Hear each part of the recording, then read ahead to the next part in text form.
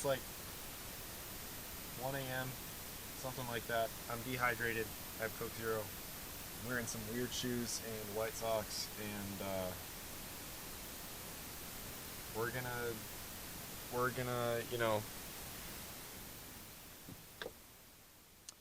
break down the Astral Float trilogy. So it's been almost 2 years now since I started working on writing Astral Float, which is the first part of the series, the trilogy. And what really inspired it was I went on a family vacation. I was listening to the new Avenged Sevenfold single, Nobody. Well, new at the time. And I was really just feeling inspired to like experiment with stuff musically, and not just kind of do like the same metal and rock stuff that I had typically been doing up to that point. And pretty much everything I did was instrumental, and I did want to change that, but I didn't do that yet. On the third part of this series, I do start singing. So I spent like most of my vacation listening to the Avenged Sevenfold single, Nobody, and also going back and listening to early 2000s pop hits playlists on Spotify. The reason I was doing that was because I wanted to try to like pull from a bunch of different influences, a bunch of different genres, not just metal. One thing that listening to that Avenged Sevenfold track triggered was this like curiosity and this fascination with the concepts of derealization and DMT and like out of body experiences and all of that stuff.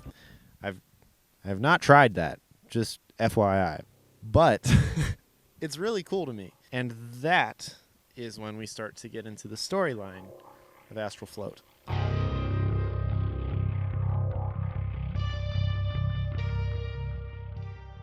Astral Float is a 3-part series. At the time, I didn't think it would be, but the way it worked out was just, I don't know, it just worked. Originally, it actually had an intro where there's like a car crash, and so you hear a car coming, and then you hear it crash and hear tires screech and all this stuff. I didn't really like that, but it's important to know that for the storyline. So basically, there's this guy, he gets in an accident and he dies, right? Or he's in a coma. Honestly, either works. He could be dead or he could be in a coma. It doesn't really matter. The story still works the same. So he dies, he goes unconscious, whatever. And instead of some kind of like, heaven or hell or afterlife, he just ends up floating in space, like an out-of-body experience. And so at this point, he's in outer space, right? Literally just like he's just floating in space, and that's why that first song is called Astral Float. The song kind of has this feel, at least to me, it has this feel of like just floating.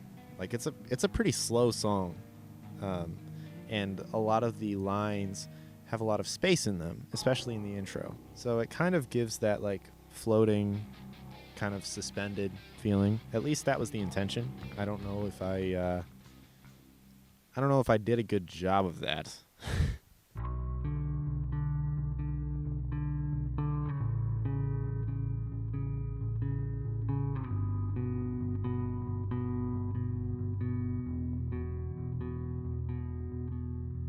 Moving on to the second part, in Alone, our guy here doesn't have a name. He's the little stick figure guy in the album cover. Yeah, that's him. I've never given him a name. I just realized that. Comment what you think his name should be. Anyway, our guy, he lands on a planet. He's no longer floating in space. He's on this planet, and at this point, he starts to discover that no one else is in this universe that he's floating in. This planet is actually just Earth, but it's a little bit different. The main difference between the Earth that he's on in that universe and our Earth is that he is completely alone and isolated. that's why, to me, like, as I was recording and writing alone, I was picturing like a desolate landscape, pretty much. Almost like our guy is just walking through all these places that he knows, but doesn't find any other life, any other humans. These shoes are so uncomfortable. I can't, like, bruh. All right.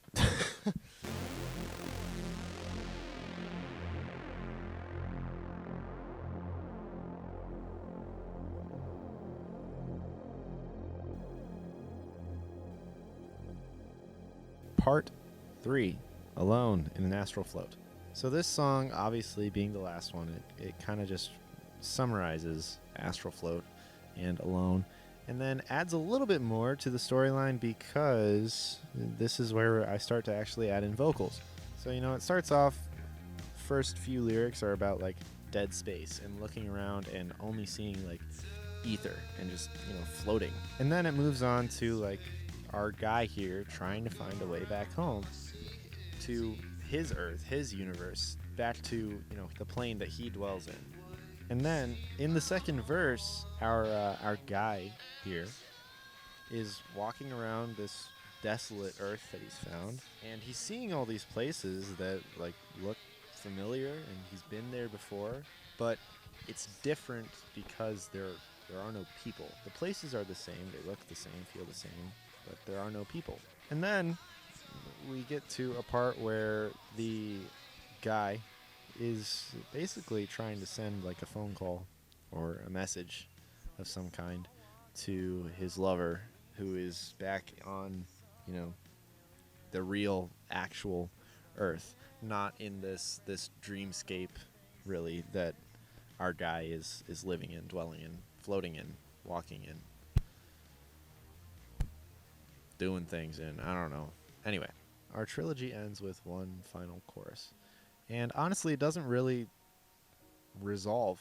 The story leaves off kind of unresolved. Basically just saying that our guy here will continue searching and continue trying to find a way back home to, the real world. So all three of these songs are songs that I really enjoyed writing and recording, and Astral Float was like the first song that I remember being really proud of to release. So this trilogy, even though I don't really talk about it very much, it's very meaningful to me. And so I want to thank anyone and everyone who watched this video up until this point, or even just, 5 seconds of it. And I just want to thank you all for your time listening to these songs, if you've heard them, or just listening to me talk about them and explain them and kind of go behind the scenes and give some backstory.